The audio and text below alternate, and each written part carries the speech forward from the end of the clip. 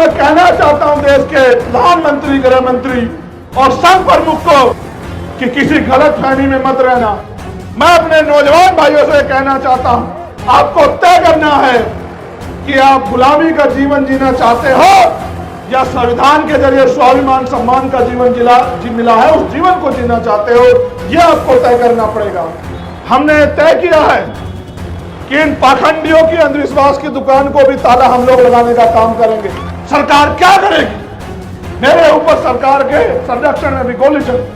आज उस गोली के बाद मैं पूरे रास्ते आपके सामने खड़े होकर आया। मौत तो कल भी आनी है, मौत आज भी आएगी। मौत अगर यहां आनी है तो मौत यहां भी आएगी, लेकिन डर के अगर जीना है, ऐसे जीने को मैं जीना नहीं मानता। कितनी गोलियां मारेंगे, कितने चंद्रशेखर आजाद की लाशें, कितने चंद्रशेखर आजाद की लाशों से खून की वजह खेलेंगे। आप तो बीमारी के जरिए बहुजन समाज के हर एक घर में चंद्रशेखर आजाद पैदा हो गया, सरकार को सारी जानकारी है।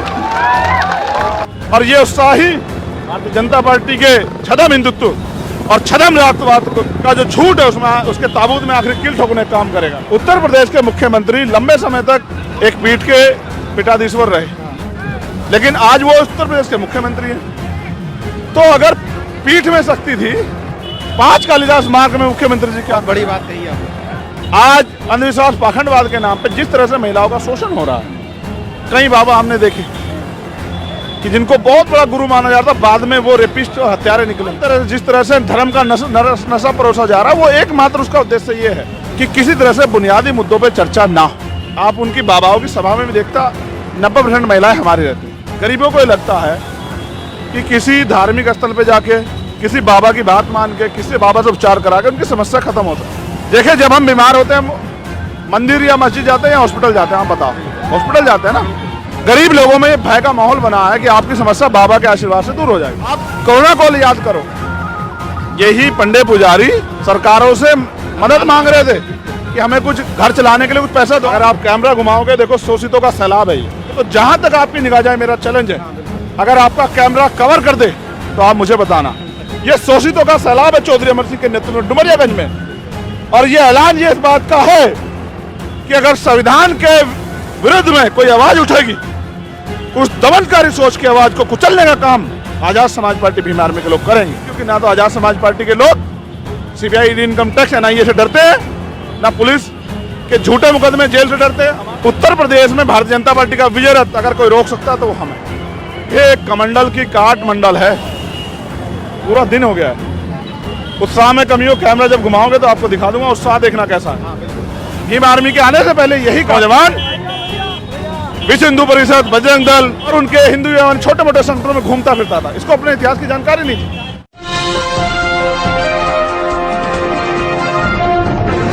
साथियों नमस्कार, मैं हूं नीरज पटेल और आप देख रहे हैं नेशनल जनमत। इस समय मैं सिद्धार्थनगर में हूं। पूर्व विधायक चौधरी अमर सिंह जी ने संविधान बचाओ आरक्षण बताओ यात्रा का यहां आयोजन किया था। चंद्रशेखर आजाद जी मेरे साथ में हैं, आजाद समाज पार्टी के राष्ट्रीय अध्यक्ष। क्या मकसद था? पूर्वांचल में इतनी मजबूत दस्तक दी है आपने। नहीं, मकसद तो नहीं, आज की जरूरत हो गई। जब प्रधानमंत्री के आर्थिक सलाहकार परिषद के अध्यक्ष जो हैं और वो ये कहें कि भारतीय संविधान को बदल देना चाहिए, तो एक नेतृत्वकर्ता और पढ़े लिखे व्यक्ति की जिम्मेदारी बनती है कि वो आरएसएस, बीजेपी की हर बात, हर चाल पर नजर रखे। ये बात उन्होंने हवा में नहीं की है, ना ये उनका व्यक्तिगत स्टेटमेंट है, ये चर्चा होती है आरएसएस के। और मैं बेहतर जानता हूं कि संविधान के लागू होने के 5 दिन बाद से ही आरएसएस भारतीय संविधान का विरोध कर रही है। हमें संविधान को इस तरह समझना चाहिए कि संविधान जब नहीं था तो हम पे, शोषित वंचितों पे क्या था, भारत के अंदर क्या क्या अधिकार थे, क्या क्या अवसर थे, और संविधान के आने से हमें क्या क्या मिला। जब हम ये देखते हैं तो ये महसूस होता है कि संविधान से पहले जो हमारी ज़िंदगी थी वो ज़िंदगी पशुओं से ज़्यादा बेहतर नहीं थी। लेकिन संविधान के आने के बाद हम डॉक्टर, इंजीनियर, आईएएस, आईपीएस बने, वकील बने, जज बने, प्रधान से लेके मुख्यमंत्री तक। देश में अगर महिला राष्ट्रपति, प्रधानमंत्री बनी, मुख्यमंत्री बनी तो संविधान की देन है। तो जो तमाम तरह का अवसर और स्वाभिमान सम्मान का जीवन मिला, ये भारतीय संविधान की देन है। और हम सब लोगों की जिम्मेदारी बैठती है कि सरकार की इस मंसूबे को समझते हुए हमें इसके खिलाफ एक बड़ी तैयारी करनी चाहिए कि लोग जागरूक हों। अच्छा, एक तरफ संविधान को खत्म करने की बात हो रही है, दूसरी तरफ हिंदू राष्ट्र की मांग हो रही है। आखिर क्यों चाहते हैं लोग? हिंदू राष्ट्र से क्या फायदा हो जाएगा इन लोगों को? ये सब चीजें अगर कुछ भी ऐसा होगा तो वो संविधान के रहते नहीं हो सकता। जो बीजेपी चाहती है, चाहे वो हिंदू राष्ट्र की बात करे, चाहे वो मनुस्मृति को लागू करना हो, कुछ भी जो उनका एजेंडा है, हिंदू राष्ट्र से किसको फायदा होने जा रहा है? किसी को नहीं, किसी को सिर्फ उन लोगों को जिनको संविधान से पहले अवसर और अधिकार थे। कुछ सीमित जातियों को छोड़ के जिनका वर्चस्व कायम करना चाहती है बीजेपी, आरएसएस, उन जातियों को छोड़ के बाकी इस देश के 85%, 90%, जिनमें महिलाओं को भी इंक्लूड किया जाएगा, किसान हो, मजदूर हो, जाति व्यवस्था के हिसाब से दलित हो, पिछड़े हो, आदिवासी हो, मुसलमान, जैन, सिख, बौद्ध, ईसाई, बुद्धिस्ट, कोई हो चाहे, सबको उनके अधिकार छीन के और उनको बेबसी, लाचारी, गुलामी जैसा जीवन जीने के लिए उस तरह का माहौल बनाना और उनके ऊपर कानून की बाध्यता लागू करना, ये संविधान को बदलने का मात्र एक लक्ष्य ही है। ऐसे समय में आप ये यात्रा का आयोजन किया है जिस समय में बाबा साहब ने तमाम डिबेट्स के बाद कहा था इंडिया दैट इज भारत, और उसी इंडिया का नाम कह रहे हैं कि बदल दो, अब केवल भारत रख दो। बीजेपी सत्ता में बैठ के सत्ता का सबसे ज़्यादा दुरुपयोग कर रहे हैं। उनका बस चले तो वो हमारा वजूद भी बदल दे।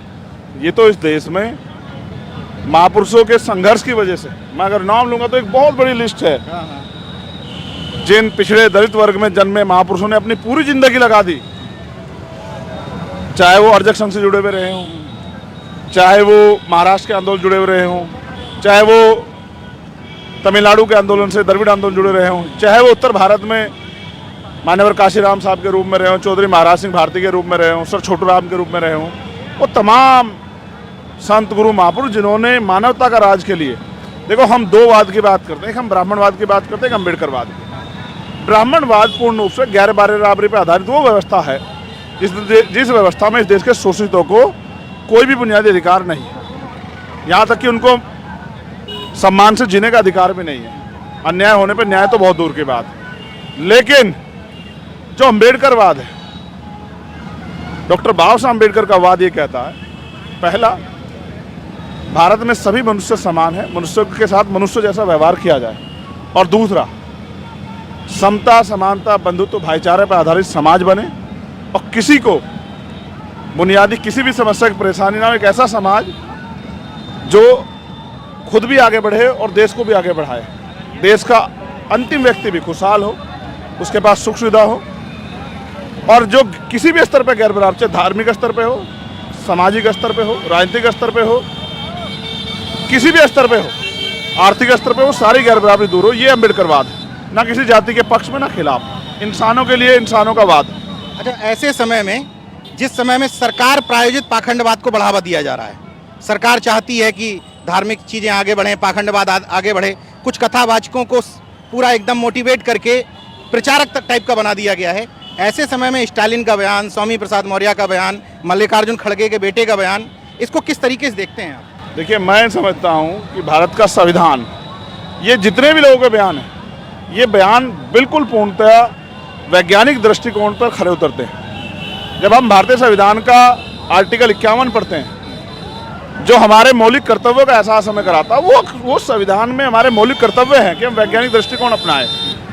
आज अंधविश्वास, पाखंडवाद के नाम पर जिस तरह से महिलाओं का शोषण हो रहा है, कई बाबा हमने देखे कि जिनको बहुत बड़ा गुरु माना जाता, बाद में वो रेपिस्ट और हत्यारे निकले, और तमाम तरह से जिस तरह से धर्म का नशा परोसा जा रहा है, वो एकमात्र उसका उद्देश्य ये है कि किसी तरह से बुनियादी मुद्दों पे चर्चा ना हो, किसी तरह से रोजी रोटी, हक अधिकार, स्वाभिमान, सम्मान, गैर बराबरी, इन पे चर्चा ना हो।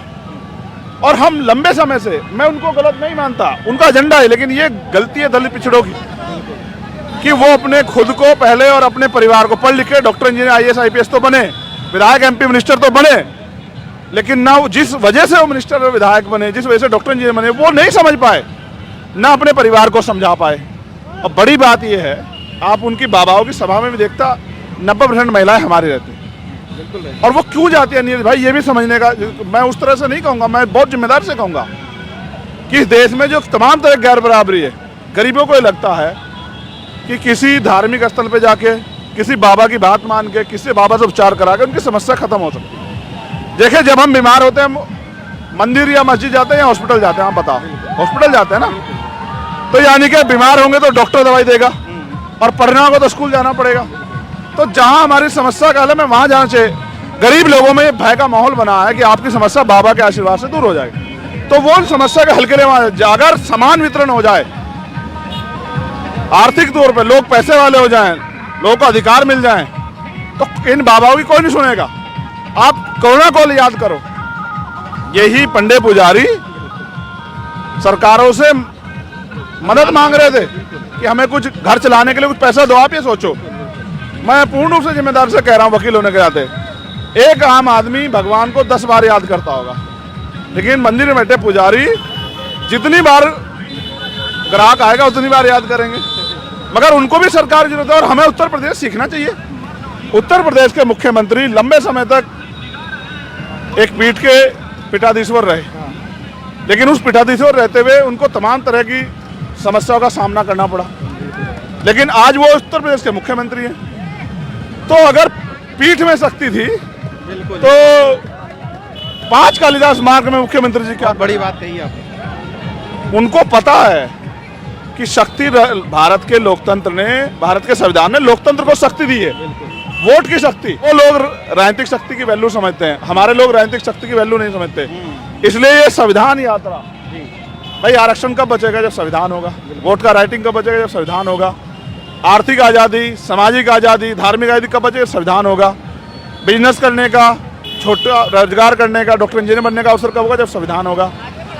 और तो और रिजर्व सीटों पे MP MLA बनने का अधिकार कब बचेगा? प्रधान से लेकर कोई भी चुनाव, जब संविधान होगा। और यही नहीं होगा तो एक पढ़े लिखे वकील होने के नाते मेरी ये जिम्मेदारी है, समाज का नेतृत्व करता होने के नारे, कि जब सब चुप्पी लगाए बैठे, मैं चुप्पी लगाए बैठा, हमने तय किया है कि उत्तर भारत में हम लोग संविधान बचाओ, देश बचाओ, EVM हटाओ, लोकतंत्र बचाओ, और वोट हमारा, राज तुम्हारा, नहीं चलेगा, नहीं चलेगा, इस नारे को गांव-गांव तक ले जाके बहुजन समाज को संगठित करने का काम करेंगे और महिलाओं को भी उनकी वोट की वैल्यू समझाने का काम करें। मुझे बड़ी तकलीफ होती है नील भाई, जब मैं NCRB का डाटा देखता हूं, जबकि वो डाटा सत्य नहीं है, क्योंकि वो डाटा वो जो दर्ज होता है और 10 में से 1 मामला भारत में दर्ज होता है। तो एग्जैक्ट आंकड़ा 5 लाख के करीब बैठेगा। 5 लाख महिलाओं पे जो अन्याय अत्याचार होता है, रेप हत्याएं होती हैं, डायन कह के, कहीं बाल काटना, कहीं पीट के मारना, कहीं तेजाब डाल देना, कहीं सामूहिक रेप करना, अगर हम इसके रिसर्च को और डीपली स्टडी करें तो 95% महिलाएं दलित, पिछड़े, आदिवासी और अल्पसंख्यक समुदाय की। तो क्या हम इस देश में इसलिए पैदा हुए हैं कि हमारी बच्चों के साथ अन्याय हो, हमारी माँओं बहनों के साथ अन्याय? हम तो सभी समाज की बहनों को होने वाले अपमान के विरुद्ध खड़े हैं। लेकिन जब सरकारें हैं, अब सोचिए उत्तर प्रदेश में मुख्यमंत्री किस चीज़ की जरूरत है अपराध रोकने के लिए, या देश के गृह मंत्री किस चीज़ की जरूरत है? क्या नहीं है उनके पास? आपकी नीयत नहीं है। इसलिए चाहे राजस्थान की सरकार हो, चाहे दिल्ली की हो, चाहे बिहार की हो, अपराध और अपराधी की भी जाति देखी जाती है, चाहे यूपी की हो। इसलिए मेरा साफ कहना है कि महिला सुरक्षा पे कोई समझौता नहीं होगा और कमजोरों के हितों की रक्षा के लिए संविधान ने जो अवसर दिए हैं उनको लागू कराना पड़ेगा। आप सत्ता में बैठ के इनके अधिकारों को कुंडली नहीं मार सकते। तो सच कह रहे हैं। मैं आपको प्रयागराज का उदाहरण देता हूँ, आपने बहुत अच्छा सवाल क्रिएट कर दिया बीच में। अब से 4-5 दिन पहले एक ब्राह्मण समाज के बच्चे के साथ कोई दुर्घटना घटी, उसकी हत्या कर दी गई, उसका परिवार सड़क पर बैठ गया, आंदोलन हुआ, सारे अधिकारी गए, मंडल आयुक्त पहुंचे, उनकी सारी मांग मानी, जमीन, लाइसेंस, नौकरी, मुआवजा, सब। वहीं प्रयागराज में एक और हत्या हुई जो एक पासवान समाज के बच्चे की है, उसका परिवार भी बैठा, उनको लाठियां मार के खदेड़ दिया पुलिस ने। ये है जाति की सच्चाई। मैं फिर आपसे कह रहा हूं, मैं आपसे फिर कह रहा हूं, चाहे कांस्टेबल सावित्री पटेल का मामला हो या बहन तोला गुजर का मामला हो या उन पहलवान बेटियों का मामला हो, अगर राजनीतिक शक्ति आपके पास नहीं है, मैं अपने लोगों को भी आपके चैनल के माध्यम से, अगर राजनीतिक शक्ति आपके पास नहीं है, आपकी भीड़ कुछ कितनी हो, कोई फर्क नहीं पड़ता, अगर आज देश के संविधान कमजोर बीजेपी कर रही है तो सत्ता में बैठ के कर रही है, अगर सत्ता में होती कैसे कर लेती?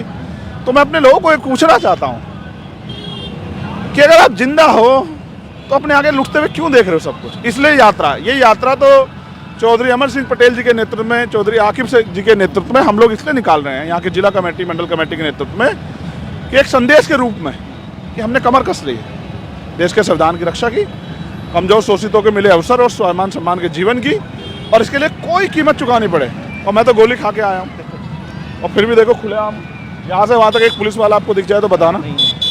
और अभी जिस भीड़ से डुमरियागंज में निकला, हजारों लोग थे, कहीं कोनी यहाँ लग रही थी, कहीं किसी का हाथ लग रहा था कुछ, लेकिन पुलिस की एक व्यवस्था नहीं थी।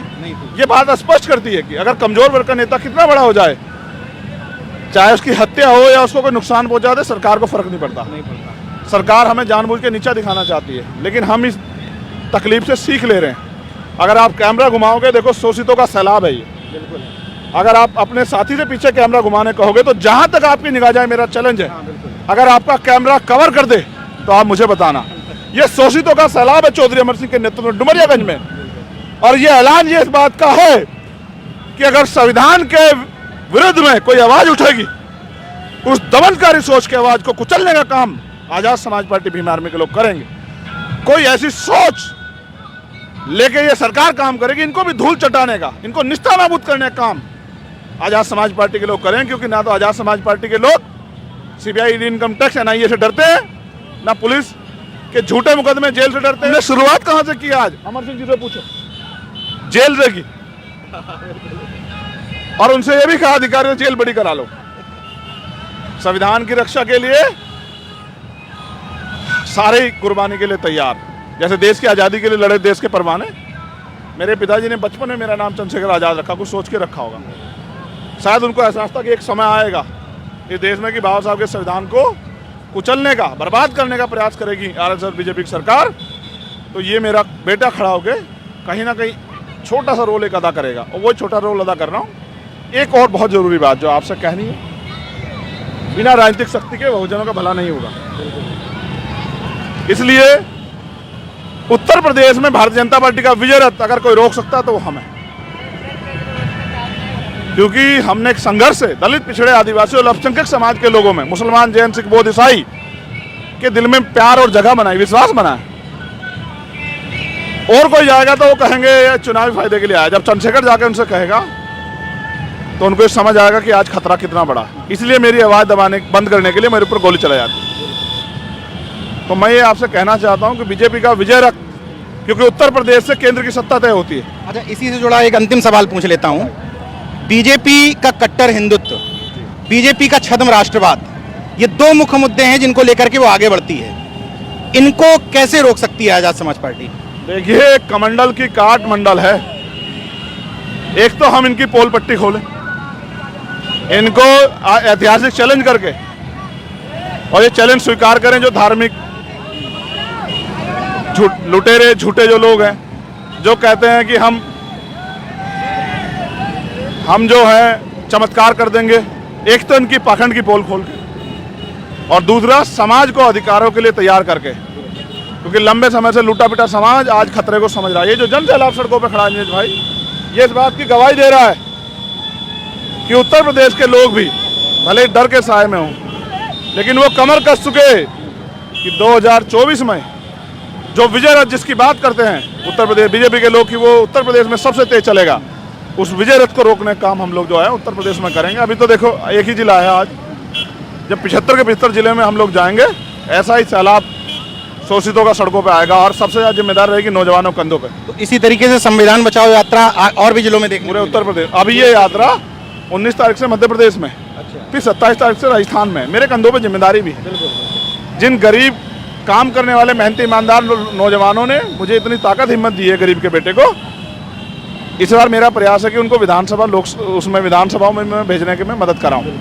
तो उन राजस्थान, मध्य प्रदेश में चुनाव, छत्तीसगढ़ में यात्रा भी चलेगी, और उनके चुनाव की तैयारी भी उसके बीच में मैं उनको करा दूंगा। और मुझे खुशी है कि चौधरी अमर सिंह जी के नेतृत्व में ये जिला और ये मंडल बहुत तेजी से आगे बढ़ रहा है, और बहुजन समाज के हर तबके के लोग बड़े दिल से, उत्साह के साथ उम्मीद और विश्वास के साथ आज़ाद समाज पार्टी जुड़ रही है। ये बहुत बड़ी बात है जो मैं महसूस कर रहा हूँ। यहाँ जितनी गाड़ियाँ हैं, किसी को तेल का पैसा नहीं दिया गया, सब एक एक कार्यकर्ता अपना पैसे से लेके आया। और मोटरसाइकिलें देखिए आप, कई हजार मोटरसाइकिलें होंगी और 70 किलोमीटर चल चुके हैं हम लोग।